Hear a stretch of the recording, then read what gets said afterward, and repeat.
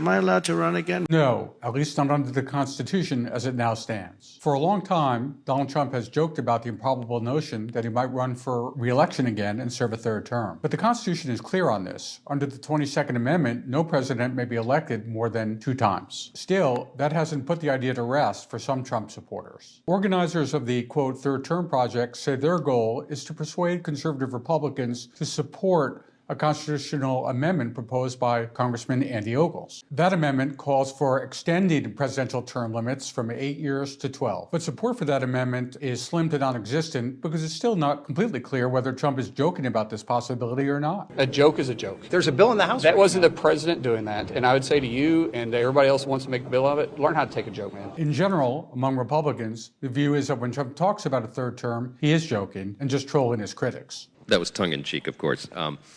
I can't change the Constitution, but, there are means to do that. There are 2 paths to changing the U.S. Constitution. Neither of them is easy. The most common way to change the Constitution is a vote of 2/3 of Congress, followed by ratification of 3/4 of the states. Given the Republican slim majority in Congress and the polarized nature of the electorate, that route seems practically impossible. The other route hasn't been used to pass any of the Constitution's 27 amendments, but it's one that Trump supporters are mulling because it would involve bypassing a deadlocked Congress. If 2/3 of the states, 34 out of 50, agree, they can call their own constitutional convention. And at that point, if 3/4 of the states, 38 out of 50, agree, they can ratify any proposed amendments. So for now, the answer is still a no when Trump asks.